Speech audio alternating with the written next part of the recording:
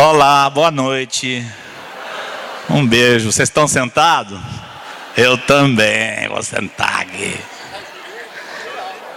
Eu tô com problema de MV, mal de velho. É minha coluna. Opa, agora melhorou. Aqui eu posso ficar. Eu já não sou alto, né? Ainda fico mais baixinho aqui. Bom demais ver vocês, gente.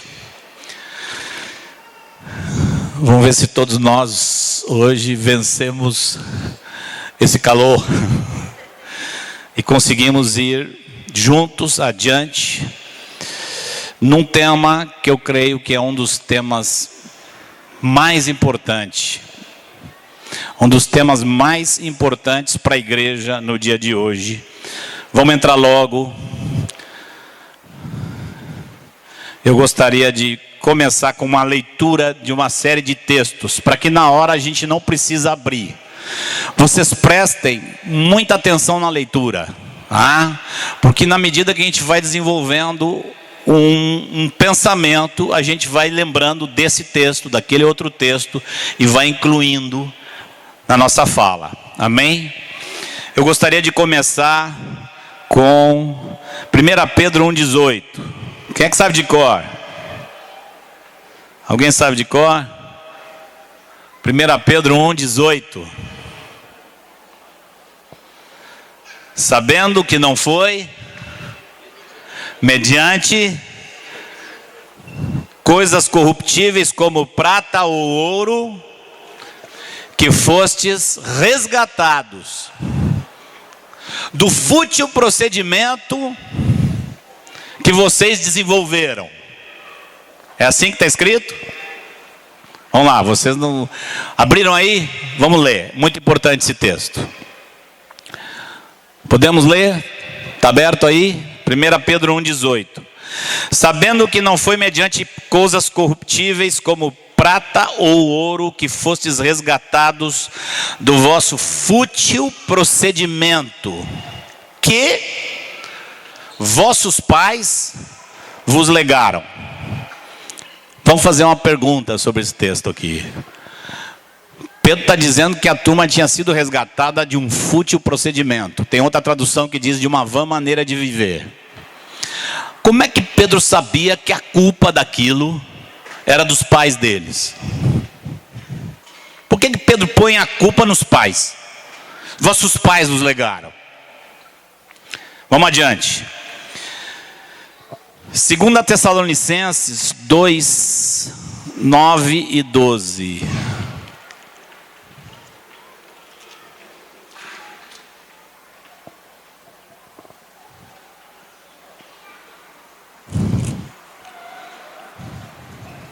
De 9 a 12.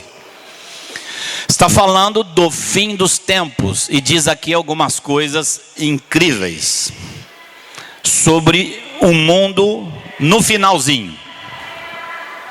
Diz assim, falando sobre a manifestação do homem da iniquidade, tá? E já no começo do capítulo ele deixa claro que está falando sobre o homem da iniquidade. Versículo 3. Sem que primeiro venha a apostasia, metade do versículo 3. Venha a apostasia e seja revelado o homem da iniquidade. O homem da iniquidade é esse que vocês estão acostumados a ouvir com o apelido de anticristo. O Mário lembrou muito bem, há uns tempos atrás, que essa expressão, apelidando esse homem, chamando esse homem de anticristo, não existe. Ele é chamado de o homem da iniquidade. Lá em Apocalipse ele é chamado de a besta. Vamos ler o versículo 9. Fala coisas muito impressionantes, de que o aparecimento do iníquo é segundo a eficácia de Satanás, com todo poder e sinais e prodígios da mentira, e com todo engano de injustiça aos que perecem, porque não acolheram o amor da verdade para serem salvos. É por esse motivo, pois, que Deus lhes manda a operação do erro, para darem crédito à mentira. Que coisa terrível. a fim de serem julgados todos quantos não deram crédito à verdade. Antes, pelo contrário, deleitaram-se com a injustiça. Que quadro terrível esse quadro no fim, antes da manifestação do Senhor, antes do Senhor vir, quando se manifesta esse homem da iniquidade. Agora vamos entrar mais diretamente aqui no tema. Vamos ler Salmo capítulo 1. Ninguém conhece o Salmo capítulo 1. Bem-aventurado o homem, bem-aventurado o homem que não anda no quê? Conselho dos ímpios. Não precisa nem abrir lá em Salmo, vocês conhecem. Nem se assenta na roda dos escarnecedores. Não anda no conselho dos ímpios. O que negócio é esse? O que é conselho dos ímpios? Atos capítulo 20, versículo 27. Esse aí não é tão conhecido. Eu vou pedir que todos vocês abram.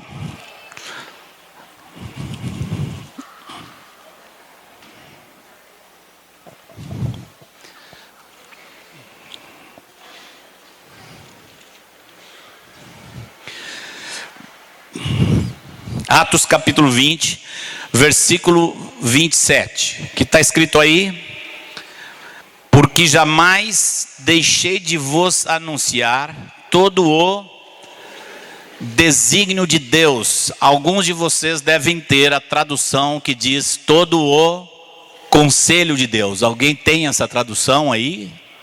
Alguns irmãos têm. Por que alguns textos traduz conselho de Deus e outros desígnio de Deus? Porque a palavra no original ela tem esse mesmo sentido. O que nós queremos conversar com vocês hoje é sobre o conselho dos ímpios, o conselho de Deus, como esses dois se manifestaram na história e o que está acontecendo hoje e o que é que nós temos que fazer. A palavra no meu coração eu sinto de falar com toda a igreja, mas muito especialmente aos pais. Aos pais. Apenas para reafirmar essa palavra nas Escrituras, eu gostaria de ler com vocês o Isaías capítulo 46, versículo 10.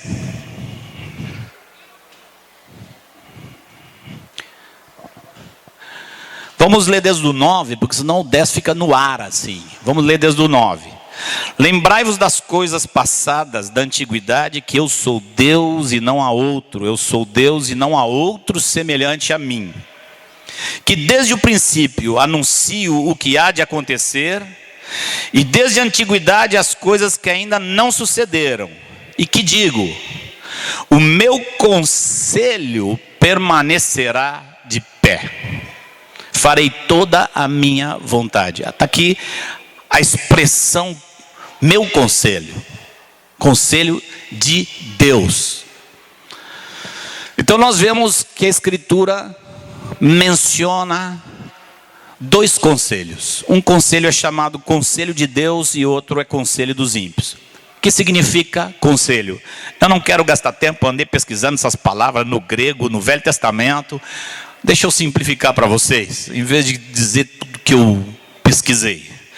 Dizer para vocês que de forma muito simples, o conselho de Deus é a mente que Deus tem, a forma como Ele vê as coisas, como Deus enxerga, vamos dizer assim, todas as coisas, e o que Ele diz disso. E por outro lado, o conselho dos ímpios é oposição ao conselho de Deus. É como o homem insiste em ver as coisas, obviamente, com a mente induzida por Satanás. Conselho é uma mentalidade. A opinião que Deus tem de tudo, da vida, a razão da existência, o que é justo, o que não é justo, por que Jesus teve que vir, por que a cruz, tudo. O que Deus, vamos dizer assim, pensa e nos comunica é o seu conselho. O conselho dos ímpios está em oposição ao conselho de Deus. Animo os irmãos a lerem Salmo 1 inteiro, que Deus diz sobre a vida de quem ama o conselho de Deus e se afasta do conselho dos ímpios. É uma leitura muito edificante, Salmo 1. Vamos para o nosso último texto, pelo menos por enquanto. Acho eu que vai ser o último texto, porque depois nós, aqui e ali, nós voltamos aos textos que já lemos. E nós vamos procurar entender o que está escrito em Romanos 12. Vamos ler o versículo 1 e 2 de Romanos 12.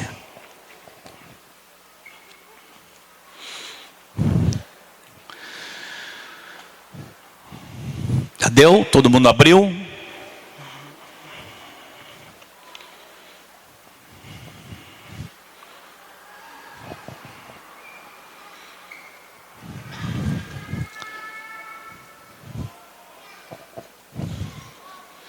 Esse povo pensa em tudo. Maravilha. Obrigado, querida. Amém. Romanos 12. Vamos pôr toda a nossa atenção na leitura do versículo 1 e 2. O apóstolo está agora rogando a igreja em base de tudo que ele já tinha falado. E o que ele roga?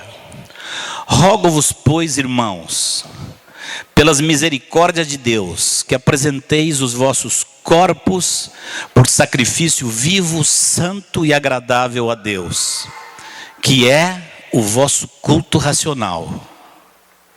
E não vos conformeis com este século, mas transformai-vos pela renovação da vossa mente, para que experimenteis qual seja a boa, agradável e perfeita vontade de Deus. O nosso tema está em cima do versículo 2.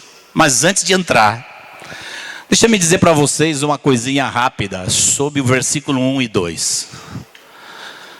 Algumas coisas eu não sei porquê. Teve coisa que eu ouvi o Ivan dizer uma vez e aquele negócio gravou na minha cabeça que eu nunca mais esqueci.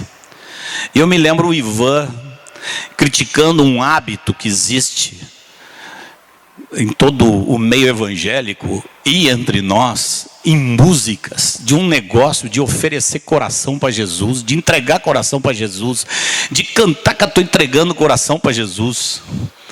E eu me lembro do Ivan dizendo: onde é que está isso na Bíblia? Vou dizer para vocês, assim, dessa forma. Para vocês, igreja, não tem um texto no Novo Testamento onde Jesus pede que você entregue seu coração. Porque se você não entregou seu coração, você ainda está fora da igreja. Se você está na igreja, teu coração você já entregou. E Deus não tem dificuldade nenhuma com esse negócio de nós entregarmos o coração. O problema não está no coração.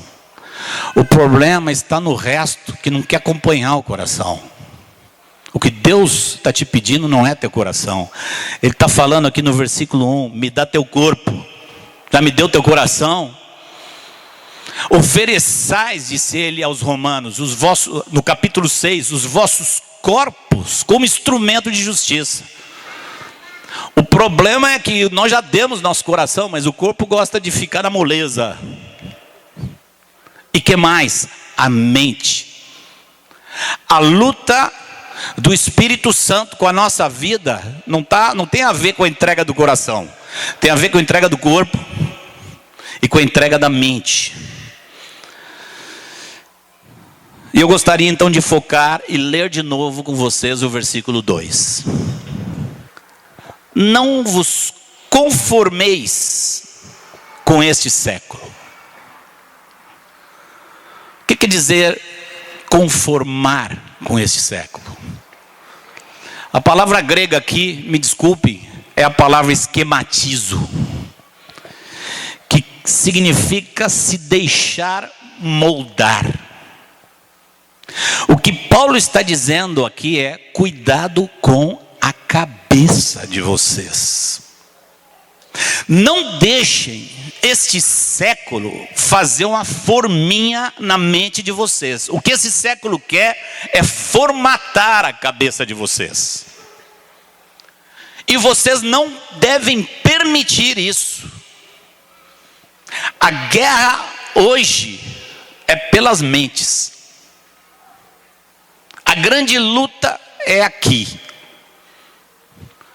Se nós deixarmos nossa mente ser conformada a qualquer coisa do conselho dos ímpios, nós já estamos sob risco. Não vos conformeis, não deixais a mente de vocês tomar a forminha deste século. Antes, que diz? Transformai-vos. O que é transformar? Estoura essa forma. Transborda essa forma. Arrebenta com essa forma. Transformai-vos pela renovação da vossa mente. Amados, a palavra aqui é metamorfose, sair de um molde. Sai do esquema, sai do molde e entra em outro.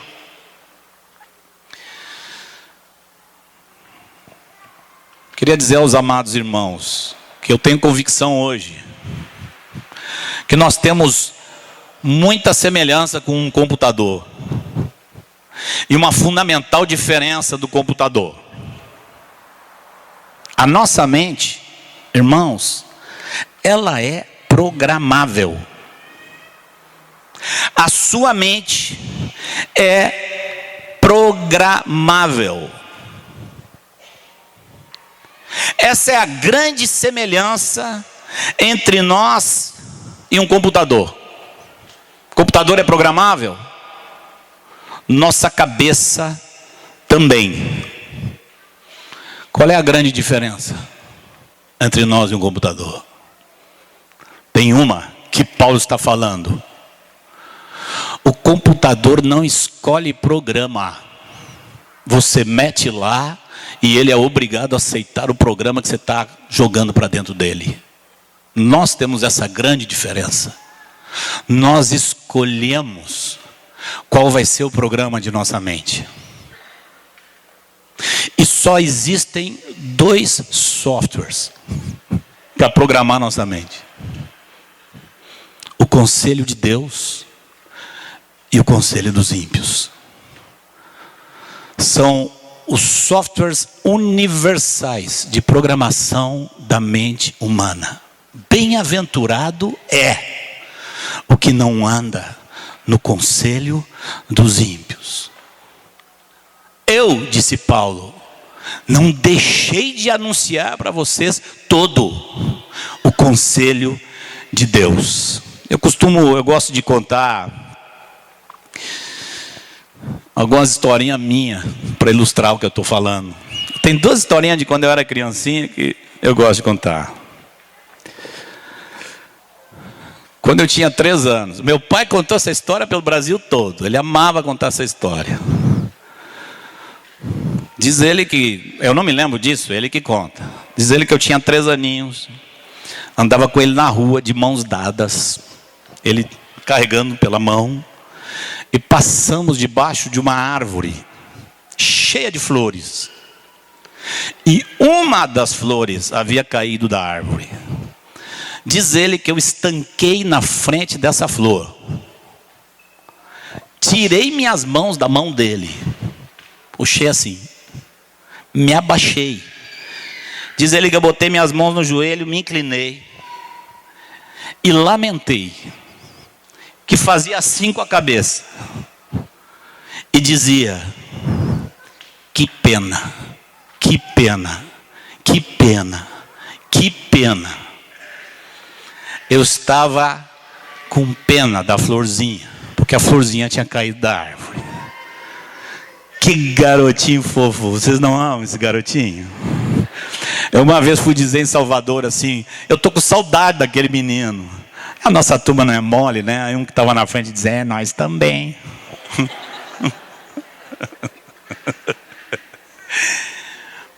Que garoto fofo. Nós saímos daquela cidade do interior, fomos morar em Porto Alegre. Meu pai, que na época não sabia dessas coisas que a gente sabe hoje, meu pai me permitiu andar com a gurizada do bairro. Jogar bolinha de gude, subir nas árvores para pegar fruta, andar com a gurizada. E essa cena também eu lembro muito bem. Eu estava com 7 anos para 8 anos. Chegou o Natal, meu pai era pastor em uma denominação. E tinha lá todos aqueles temas, o templo bonito, arrumadinho. E chegou um Natal específico lá, que os irmãos queriam no Natal ter o templo pintado, bonito. Agora imagina a grana para pintar um templo, que tem que botar andaime, que não sei o quê, e pintar aquele templo. Ficou um amarelinho creme assim, lindo. Do lado do templo tinha um terreno baldio. E lá em Porto Alegre, no verão, geralmente é 4, 5 horas da tarde, se bate uma chuvarada. E a gurizada, na época, hoje não, hoje a turma não sabe se divertir, a turma vai para videogame, essas coisas, né? Naquela época a gente ia correr na rua de calção, tomar banho de chuva, gritar, ficar debaixo da calha, ficar brigando por quem é que ficava debaixo da calha. Essa era... Só que aquele terreno baldio que tinha do lado do templo lá, ficou enlameado. E aquela garotada, de repente, teve uma inspiração. Pensa num bando de menino, cheio de molecagem, pegando no barro e jogando na parede do templo recém-pintado. Pensa num templo assim, todo salpicado. E os meninos com a mão toda embarrada. E um dos chefes da gangue era o filho do pastor. Minha mãe, essa é minha mãe que lembra. Ela disse, quando viu, ela olhou e nem entrou dentro de casa. Ela estava debaixo de uma macieira ou de uma goiabeira. Ela olhou o primeiro galho que ela alcançou, assim, ela arrancou e saiu atrás. Bem, bem, bem, ai, ai, ai, ai, ai, ai, tufi, tufi. Ah, Jesus, o que aconteceu com aquele menino? Cadê o menino que tinha pena da flor? E agora a alegria dele é entristecer o pessoal que se esforçou para pintar aquele templo lá. O que houve? O que aconteceu, gente? Simples demais. Programação. Minha cabeça estava sendo reprogramada por aquela gurizada com quem eu estava convivendo. Eu gosto de contar essa história para dizer assim: sua mente é programável. A mente dos seus filhos, muito mais facilmente programável. Ontem nós estávamos aqui revisando juntos com os líderes sobre a iminente volta do Senhor, e que um dos sinais mais fortes é a presente multiplicação da iniquidade.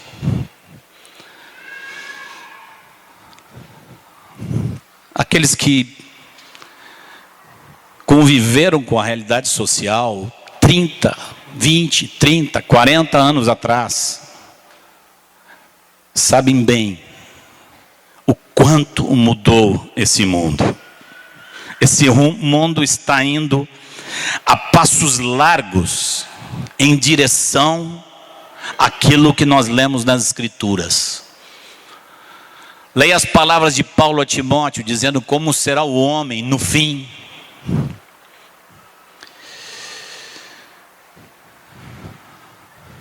Todo tipo de pecado sexual hoje é defendido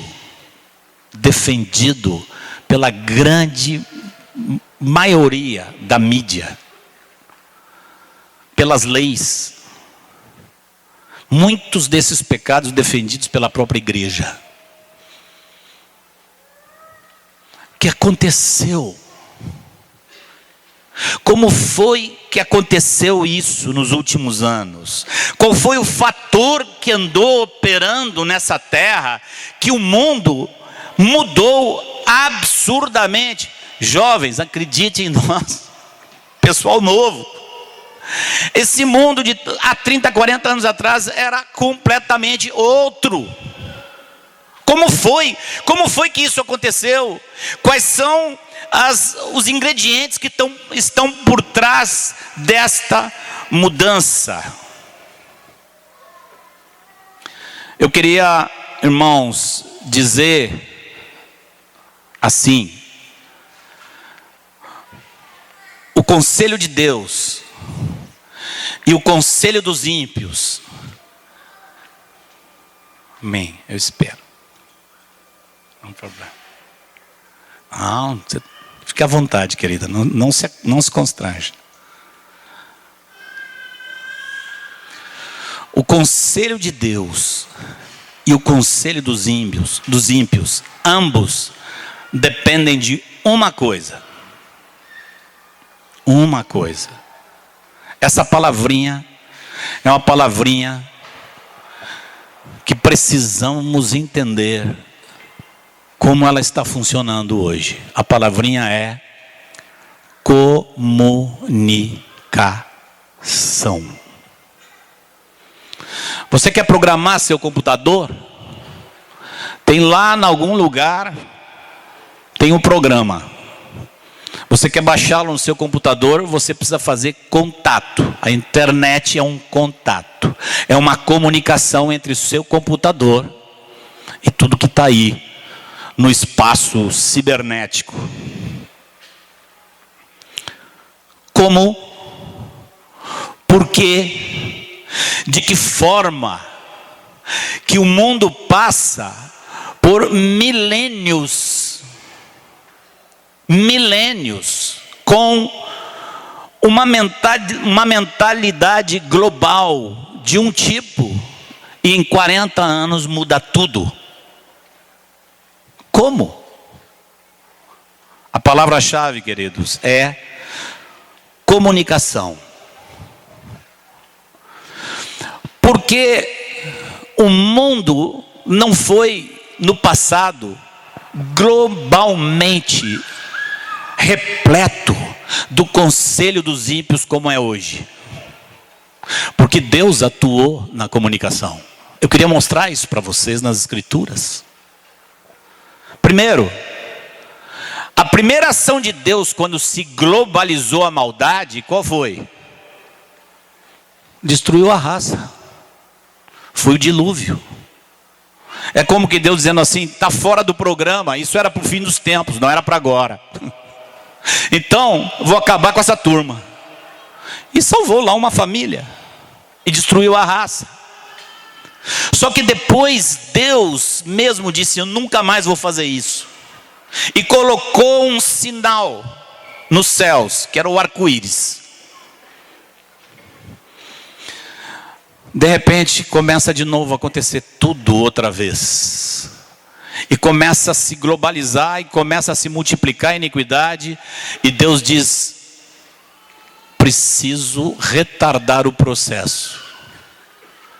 Quando Deus quis retardar o processo, no que Deus atuou? Quem lembra onde foi? Deus botou o dedão deles assim, disse, a Torre de Babel. No que Deus mexeu na Torre de Babel? Na comunicação. O Ivan costumava dizer, Deus quer a igreja unida e os ímpios separados. Por quê? Porque quando os irmãos estão unidos, um aprende com o outro santidade. E quando os ímpios estão unidos, um aprende com o outro impiedade.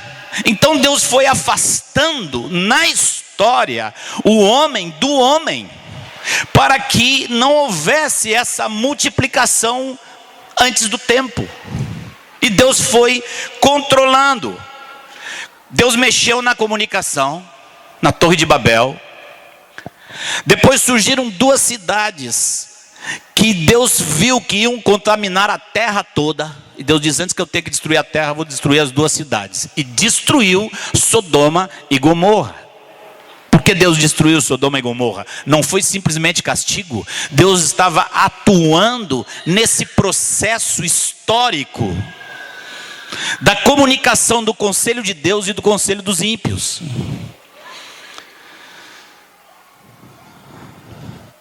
E por fim, eu digo, a maior atração de Deus foi no controle do desenvolvimento social. Como? Vamos imaginar uma situação assim. Se converte alguém aí, e o Décio está lá, pregando o evangelho, orientando essa pessoa. E depois que a pessoa conta tudo, abre tudo, o Décio vai querer ajudá-la e diz assim, ó, irmão, o cara já está batizadinho, novo lá, e o Décio vai dizer para ele, ó, o Senhor te libertou daquela forma que você vivia, que você herdou do teu pai e da tua mãe. Como seria visto isso hoje? Nós podemos dizer para qualquer um que se converte, que está com a vida toda fora do padrão de Deus, dizer para essa pessoa que a culpa é do pai e da mãe, sem nem ouvir? Se você dissesse isso hoje para uma pessoa, a pessoa ia dizer, ué, Décio, por que você está botando a culpa no meu pai e na minha mãe? Soaria muito estranho. Mas Pedro disse isso. Por que Pedro disse isso? Porque, amados, por milênios o homem viveu em casa. Milênios. Com exceção de algumas poucas metrópoles que surgiram, a vida sempre foi uma vida caseira. Na antiguidade, se o sujeito era pescador, os filhos dele eram pescadores, os netos eram pescadores, os bisnetos eram pescadores, os tataranetos e assim por diante. Tudo que a pessoa aprendia em casa. E Deus conteve o progresso do conselho dos ímpios através disso. A ponto de que, se alguém tinha aprendido uma vã maneira de viver, o apóstolo não tinha dúvida em dizer, você foi libertado da vã maneira de viver que você herdou do teu pai e da tua mãe. Porque tudo era herdado em casa dos pais. Era assim que funcionava a sociedade, e a sociedade funcionou quase 6 milênios dessa forma. Eu não creio que Pedro escreveria isso hoje. Não tem como dizer hoje que aquilo que você aprendeu de ruim, você aprendeu com seu pai e sua mãe. Como é que aconteceu na história? O que aconteceu na história? Que permitiu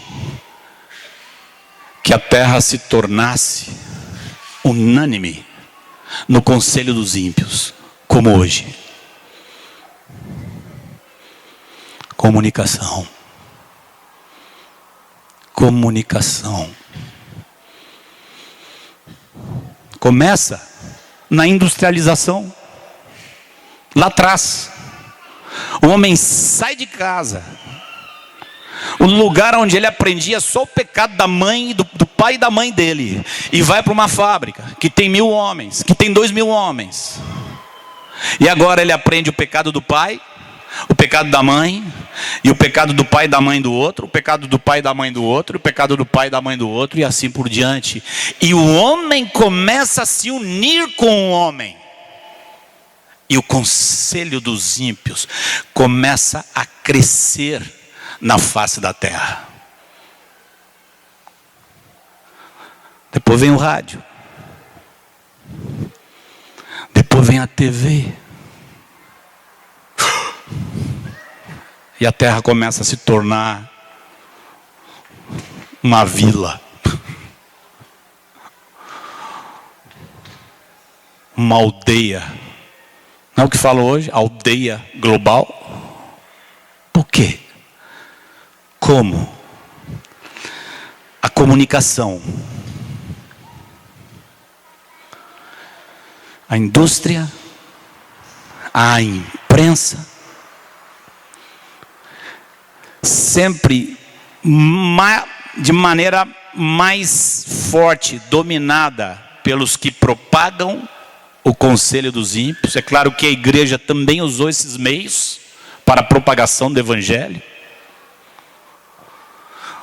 Mas 95% da mídia sempre esteve na mão dos que apregoam o conselho dos ímpios. Eu comecei a bradar em Salvador essas coisas há uns anos atrás. Segui lá a linha lá do meu discipulador, comecei a meter a lenha na TV, cinema.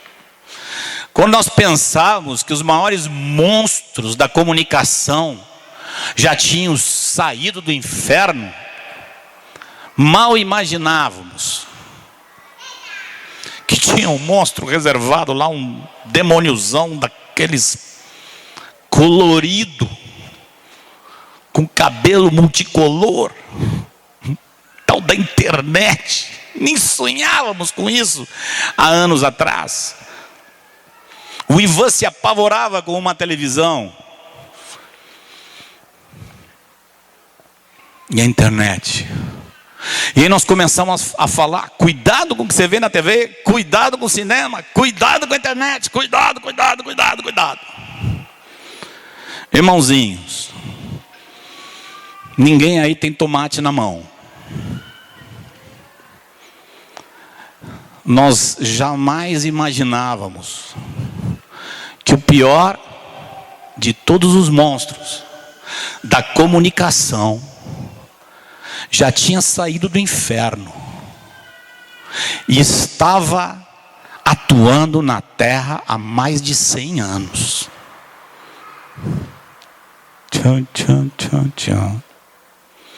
O nome dele? Escola.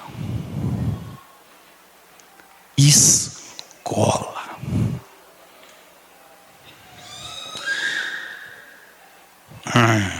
Marcos, você vai vir com essa aí mesmo? Tem certeza que é isso que você quer nos falar? Irmãos, tem tanta certeza. Tanta certeza. Tanta. Amados,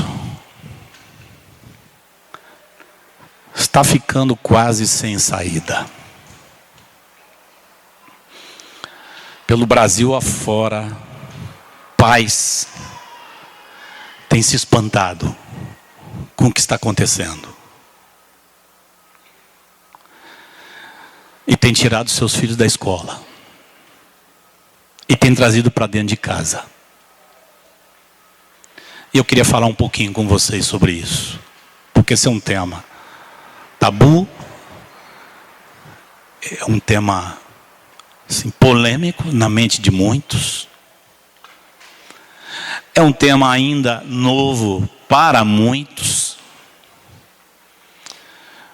Mas, irmãos, instrumento número 1 de formação de uma vida no conselho dos ímpios hoje e há muito tempo, não é nem TV, nem cinema. São as escolas.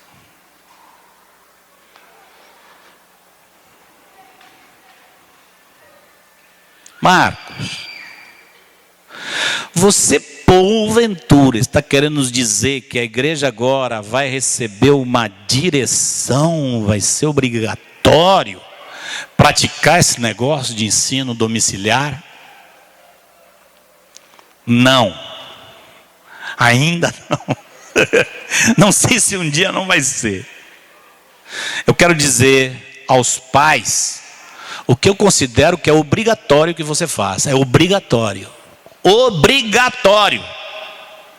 Vá se informar a fundo sobre o que acontece dentro das escolas. Se informe. Não mantenha seu filho lá numa escola simplesmente de braço cruzado, dizendo, todo mundo sempre foi criado na escola, eu fui criado na escola, então não vejo problema. Não faça isso. Vocês recentemente receberam o Eliseu. O Eliseu foi um dos pioneiros no Brasil a tirar seus filhos da escola e praticar ensino domiciliar. E como é que Eliseu chegou nesse ponto? O que levou Eliseu a isso? A simples tentativa de conversar com os filhos e todo dia procurar saber o que estava acontecendo nas escolas. E Eliseu se assustou com o que viu. Então, você é obrigado a praticar educação domiciliar? Não. Eu já ouvi muita história. Muita história. Eu estou insistindo com o Rick. Rick, você está defendendo meio mundo de coisa. E tem uma coisa central que você tem que fazer. Você tem que escrever um livro. Porque você ouve história, história, história, história, história. E vem contar, mas a turma não está sabendo dessas histórias. Pegue e simplesmente escreva um livro. Assim. O que está acontecendo nas escolas e os pais não estão sabendo.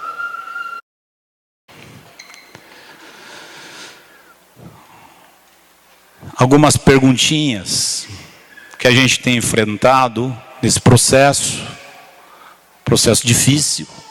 Lá atrás a gente percebeu que a gente estava mexendo com paradigmas difíceis, formatação de mente. Irmãos, deixa eu dizer para você, sua mente foi formatada.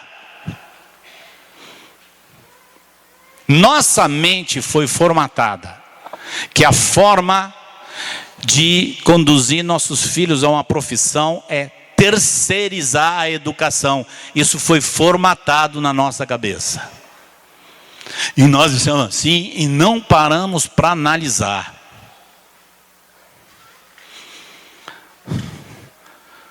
Nós sabemos, por isso nós estamos indo devagar, estamos indo com paciência.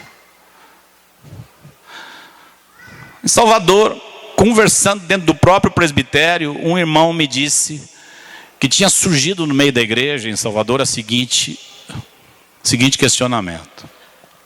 Assim, pelo que os pastores estão falando, e estava se referindo mais a Mário e eu, porque era quem tinha pregado sobre o assunto, pelo que eles estão falando, parece que agora a salvação das crianças não está mais no evangelho.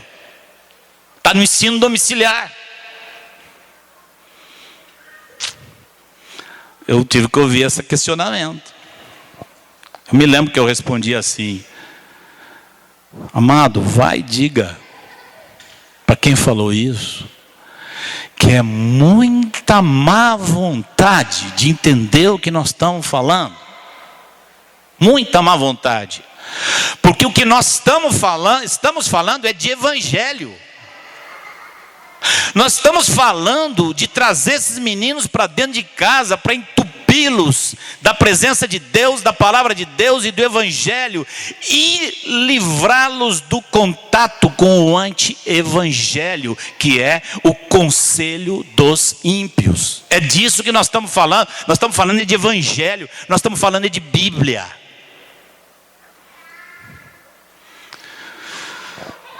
Quando os irmãos lá nos Estados Unidos, em massa, começaram a fazer. Surgiu uma pergunta dos pais: e aí, o que a gente faz com esses meninos dentro de casa? Nem sabemos o que fazer. E os pastores disseram o que todos nós estamos precisando dizer e repetir na igreja hoje. Os pastores não deram uma orientação do como fazer ensino domiciliar. Os pastores disseram: assuma seu sacerdócio. Pegue seu filho para você, assuma. Leia essa Bíblia com esses meninos, ore com esses meninos, converse com esses meninos. O restante Deus vai dar para vocês. O que aconteceu acompanhando o ensino domiciliar nos Estados Unidos foi uma revolução no sacerdócio dos pais. Isso foi o que aconteceu. E foi dito lá naquele workshop: não adianta tirar filho da escola. Não adianta. Essa questão de tirar da escola é uma questão já consequente. O que você quer mesmo é assumir seu filho integralmente, saber o que está acontecendo e saber o que as escolas estão oferecendo a eles. Essa é a questão. Eu estava aqui antes da reunião, meditando sobre isso, e me veio o seguinte na cabeça. Eu disse para vocês: os pais são obrigados. Eu vou dizer o que todos os pais são obrigados hoje: a se informar o que está acontecendo na escola, e a orar, o casal orar. Irmãos, eu tenho conhecido gente que não tem a fé que nós temos, que não conhece a Escritura da forma como nós a conhecemos. Católicos, por exemplo. Recentemente fiz contato com um casal católico que está praticando ensino domiciliar, e que a grande revolução na vida da mulher foi ler o livro que vocês têm aí, que toda mulher devia de ler: De Volta ao Lar. De Volta ao Lar. Então que todos se informem do que está acontecendo e que todos orem. E eu vou dizer: pai e mãe, você que está com seu filhinho lá na escola, ore. Mas não ore perguntando para Deus se deve tirar da escola. Ore perguntando para Deus se porventura você deve mesmo enviar essa criança para a escola. Pergunte isso para Deus, porque o pensamento que me veio à mente agora enquanto nós cantávamos foi: hoje é necessário muito mais fé para mandar botar uma criança numa escola do que para ficar em casa. Quem está trazendo os filhos para dentro de casa são os que têm menos fé. Os que estão botando na escola estão cheios de fé. Esse meu filho está bombando de Bíblia, esse aí vai ser um profeta. Que fé, meu irmão. Meu irmão, minha irmã, você é valente. Você está botando a criança nesse negócio aí e está crendo que vai dar certo. Deus deve ter te falado muito. Você é muito arrojado, muito ousado. Desculpem a ironia. É uma forma de querer comunicar como quem está gritando. Recentemente, um irmão lá em Salvador disse: teve pai que veio me questionar. E eu disse assim: que esses homens aí que estão de cabelo branco, que os filhos já não estão em idade escolar, por que eles estão preocupados com isso? Eles não estão preocupados com eles, estão preocupados com vocês.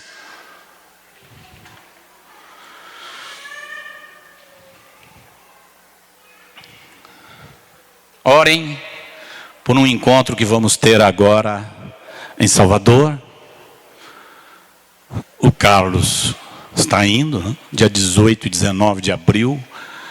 Já tem muita gente fazendo, cada um tem uma proposta de formato diferente. Nós estamos querendo que essa gente toda se junte para conversar e para contar o que está acontecendo. O que nós queremos? O que nós queremos? Nós queremos hoje os pastores, os pastores com clareza sobre o assunto, dar um apoio integral à ANED, ao RIC, já estamos dando. Mas o que nós queremos?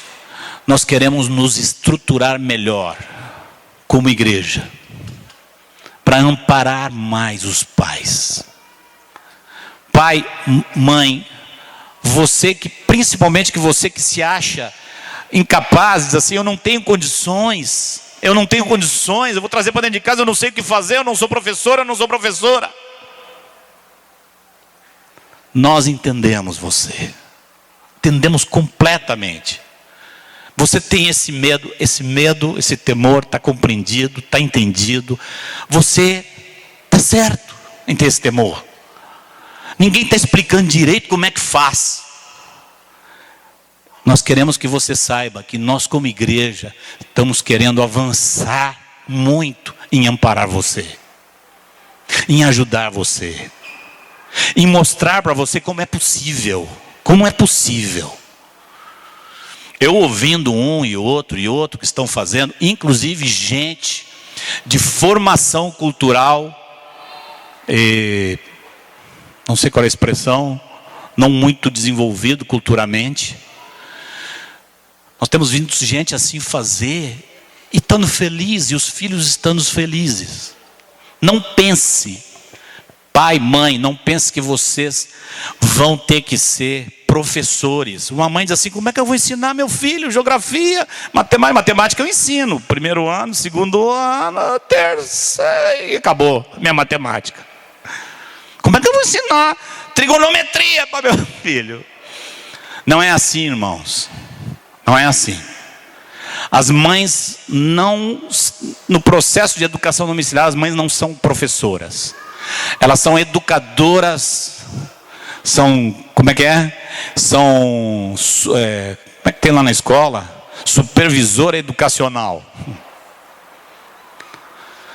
Os pais não são professores, são o diretor da escola. O pai é o diretor da escola e a mãe é a orientadora educacional. Como eu faço isso, Marcos? Ore, para a gente poder te orientar melhor. Tem muita gente fazendo e tendo sucesso.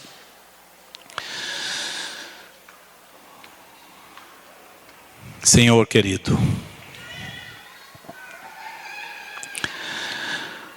nós te agradecemos,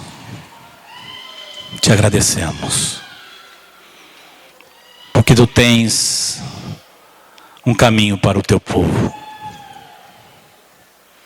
Te agradecemos. Eu sempre perguntei para Deus, irmãos, Senhor, a coisa está enfeiando, está ficando difícil. E Senhor, tocou para nós, nossos filhos e nossos netos, enfrentar essa barra que está aí, justo para nós, Senhor. E hoje eu entendo que Deus está dando para a igreja uma saída para essa situação.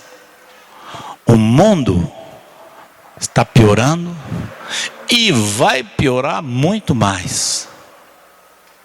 Mas Deus vai nos dar condições, a nós como povo de Deus, a parar de terceirizar a educação de nossos filhos, trazê-los para dentro de nossas casas e protegê-los dessa. Eu vou dizer para vocês a expressão que me vem à mente, que eu tenho falado com muitos: esse bafo do dragão. Há um bafo do dragão soprando sobre a terra. A proteção para os nossos filhos é o lar deles. Eu tenho um filho queridíssimo, amadíssimo, que não vê dessa forma. E colocou os filhinhos, meus netos, na escola. E outro dia ele estava conversando comigo e disse: pai, eu não estou vendo até agora a necessidade. A hora que eu ver que precisa tirar, eu tiro. E o Senhor me deu uma palavra para dar para ele. Eu não dei na hora, dei no outro dia depois. Eu disse: não se trata só de necessidade. Se trata, querido, do óbvio.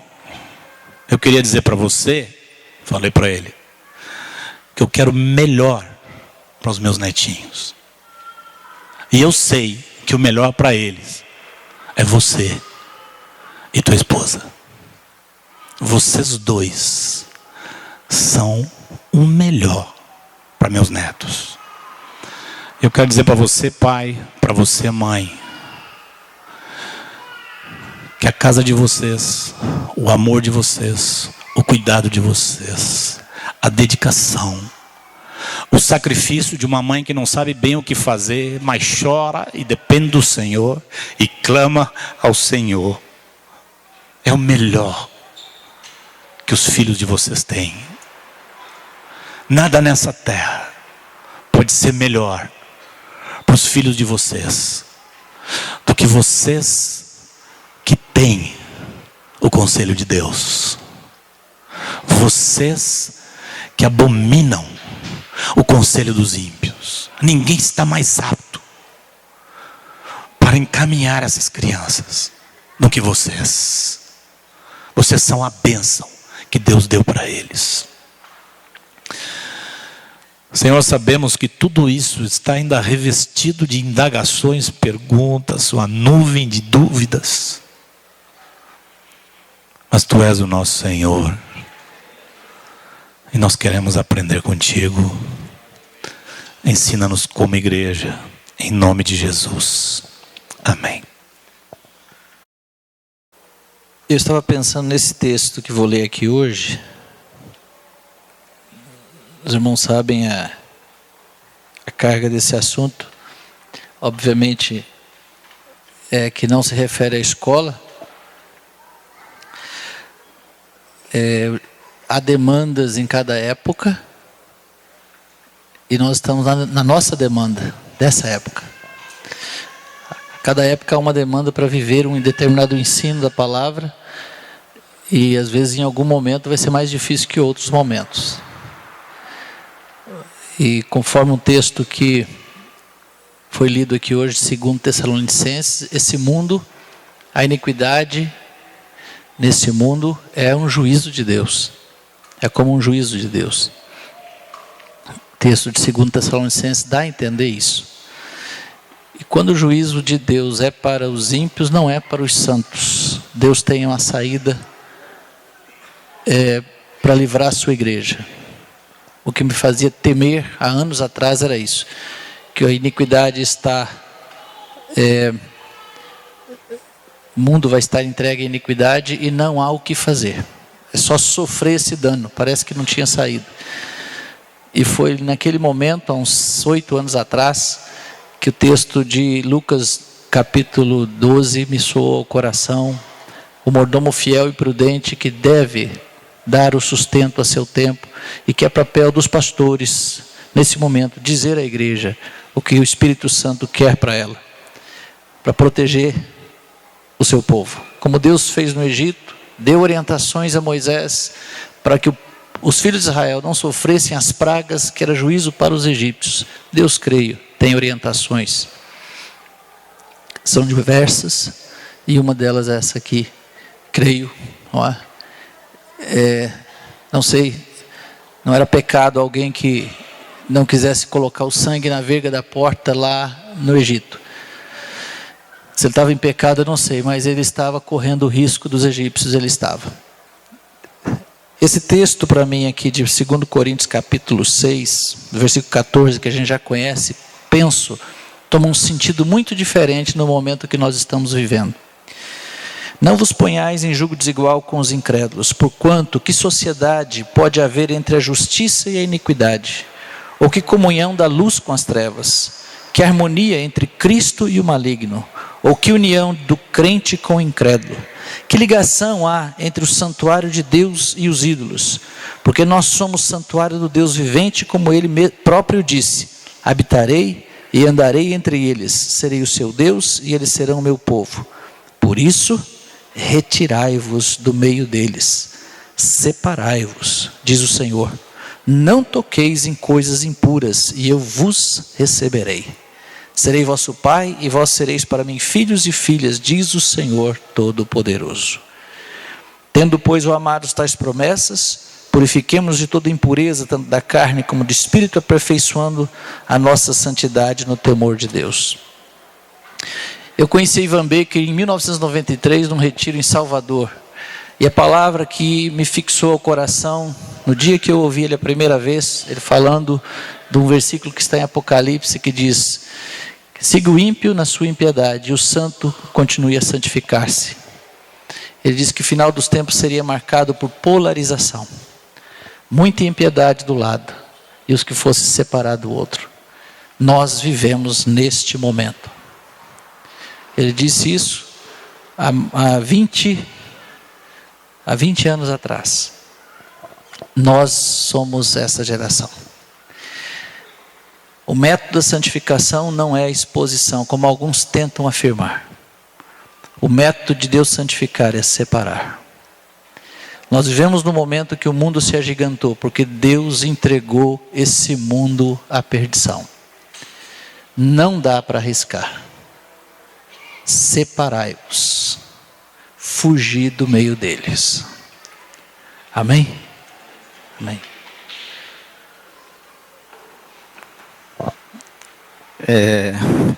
Eu creio que todo mundo entendeu o que é o tema mesmo, como é que era? Esqueci. Estávamos falando de... Esqueci, deu branco. Conselho. A maneira simplista de entender conselho, você pensa, não, tudo que aqueles caras vêm falar com você não é aproveitável, porque... Mas conselho, está implícito, né, no que o irmão falou, que é uma estrutura de raciocínio, é uma formação de pensamento, de personalidade, que vai... da onde você vai ser inserido para a vida toda. Os irmãos não entendem? Então, o conselho de Deus, você vai ser formado numa estrutura de raciocínio segundo os princípios e padrões que o Senhor estabeleceu. O conselho dos ímpios é exatamente o oposto. E isso me ficou latente quando a minha filha foi para a universidade, que o tempo foi passando, ela foi modificando. E um dia, numa das poucas conversas que eu pude ter com ela de forma civilizada, talvez por falta de habilidade minha, filha, o que aconteceu? Ela disse: pai, existe outra maneira de enxergar a vida. Ou seja, ela foi literalmente tragada por esse conselho dos ímpios. Não é que alguém ficou, papai, não é isso. Conselho é exatamente essa estrutura de pensamento que a escola vai formar o cidadão com esses princípios. Esse é o conselho. Amém? Eu só queria colocar isso.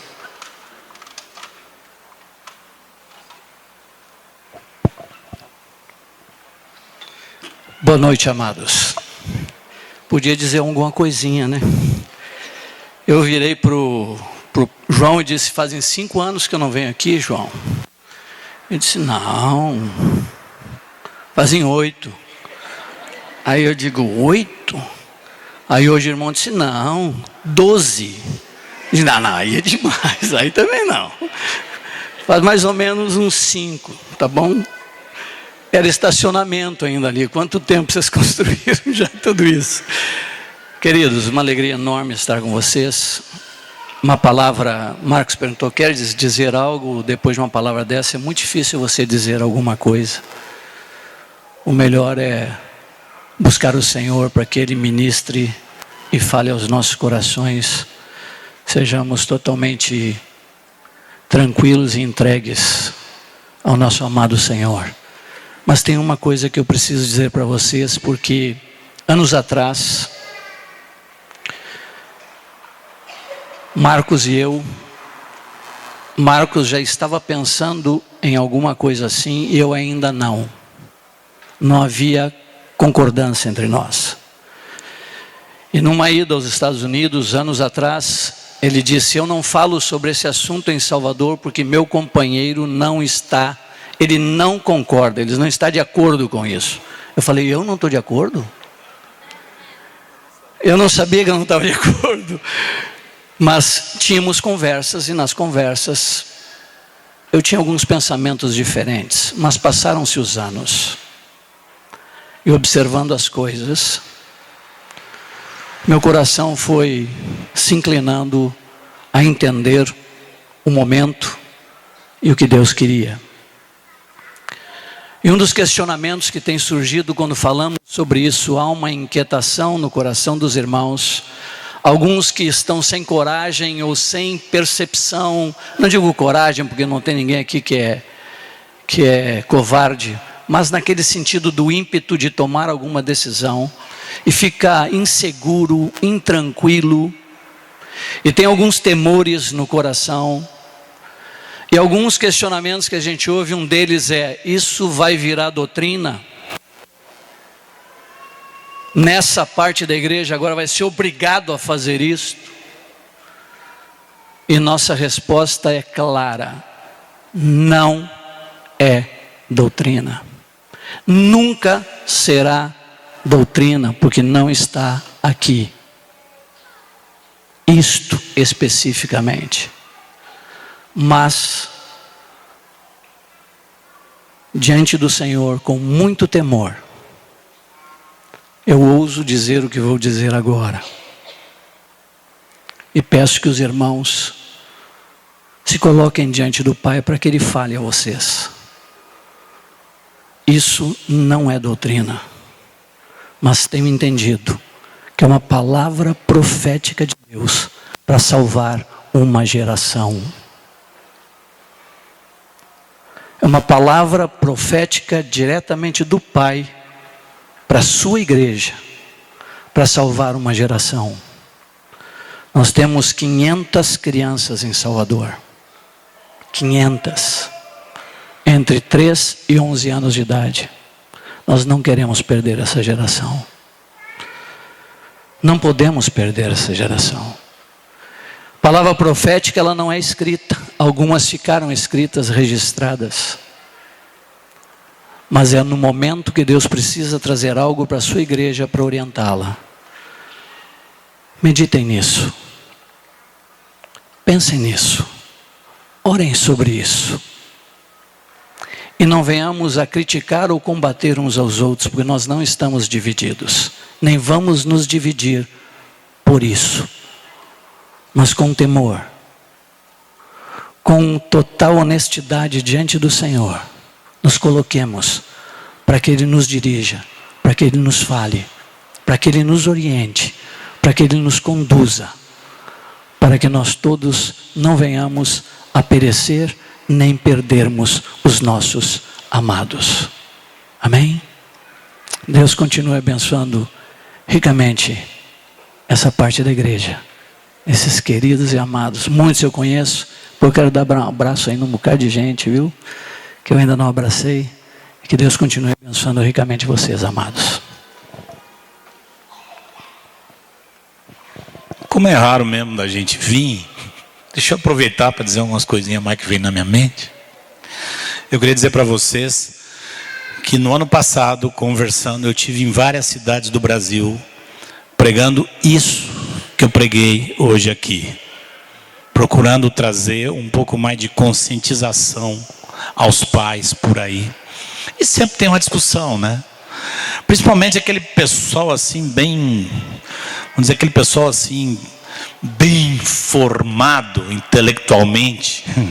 As pessoas têm muito medo de que a gente vai criar um movimento aí, que é uma coisa nossa, e que isso vai lesar uma geração que vai ser mal formada intelectualmente.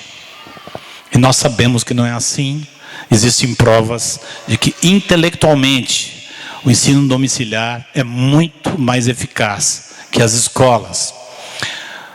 Mas eu andei viajando por aí e em duas situações eu senti uma indução nova, diferente do Espírito Santo, na hora que alguém queria discutir comigo o tema. Eu nunca tinha dito. E eu disse para 2 irmãos no ano passado, porque o irmão começou a discutir, não, porque isso, que aquilo, que tal.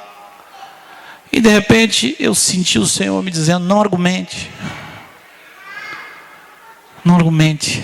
Não precisa. Não precisa. Eu virei para esses 2 irmãos em questão. Um foi numa cidade e outro noutra. Eu disse: eu não vou discutir com você. Não vou discutir com você. Sabe por quê? Você não vai colocar teus filhos na escola. Você não está vendo hoje, mas logo, logo você vai ver. Há 8 anos atrás, meia dúzia via. Há 4 anos atrás, dezenas viram. Hoje, centenas estão vendo. E mais um pouco, todos vão ver. Por isso eu digo, eu não quero continuar insistindo, a escola está assim, a escola está assim. Eu digo, vá se informar. Vá se informar. Informação tem aos montes. Tem histórias que o Rick conta. Tem a tal da pastora Damares contando coisas horripilantes. Aí está lá no YouTube. Você pode ouvir, deve ouvir. Eu queria dizer uma outra coisa.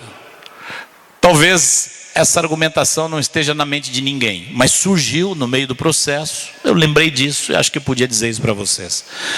Uma das argumentações que surgiu foi: mas nossos filhos não têm que ser sal da terra, luz do mundo. Eles não têm que estar, nós não estamos tirando eles não têm que estar lá salgando, pregando evangelho, sendo testemunhas. Eu, no meio de uma discussão dessas, perguntei para o irmão que falou isso: você sabe por que Jesus só começou o ministério dele com 30 anos de idade? Eu repito a pergunta: vocês sabem? Vocês aqui em Timóteo, vocês sabem por que Jesus só começou com 30 anos? Muito simples. Jesus seguiu tudo que havia em Israel. Até leis que não estavam lá no Velho Testamento. E na época de Jesus, em Israel, a maioridade era aos 30 anos. E Jesus até isso respeitou.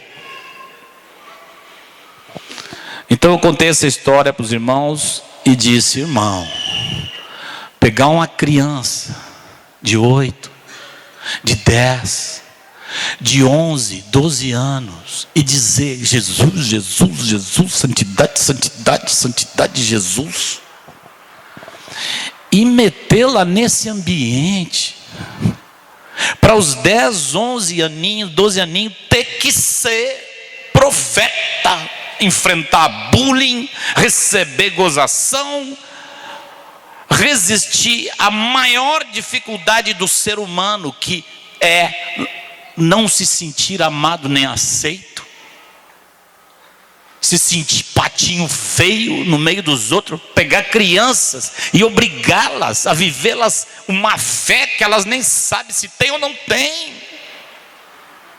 Isso é uma violência com essas crianças.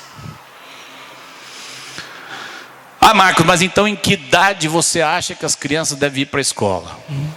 Por enquanto, nós nem definimos essas coisas. Por enquanto eu estou dizendo assim: não sei, não tem. Cada pai vai ter que decidir sobre seus filhos. Eu acho que no nosso meio, irmãos, Deus forma alguns jovens que aos 16 anos estão em condições de peitar tudo. E tem uns que com 24 anos ainda estão assim. Os pais que discernam, que orem. Só vai ter uma regra: sacerdócio dos pais e dependência do Espírito Santo. E o Senhor guiar cada família, cada filho, cada situação. A hora que a gente encarar mais essa, nós vamos ter mais uma grande oportunidade de crescimento. Porque ninguém vai enfrentar essa batalha. Ninguém vai enfrentar essa batalha sem crescer na oração, e sentir mais dor nos joelhos. Ninguém mais. Ninguém vai enfrentar essa batalha sem se agarrar mais com Deus. E essa batalha vai nos fazer mais fortes em Deus. E os pais vão discernir. E os pastores vão aconselhar também. Mas os pais vão discernir cada filho. Se está na hora, se não está na hora. Joga ele lá, segura. Faz faculdade não presencial. Sei lá eu. Mas crianças de 10, 11, 12, 13, 14, 15 tem que ser heróis da fé. Quando alguns deles estão clamando, irmãos, muitos estão clamando e os pais não estão ouvindo. Alguns estão dizendo: pai, mãe, me tira de lá, eu não aguento, me tira de lá. Ouçam, pais, quando os filhos clamarem dessa forma. Vocês dizem: eu não aguento. Não force ele a ser um herói da fé, porque ele não está preparado. Ele está em tempo de estar perto de você e ser muito mais amadurecido.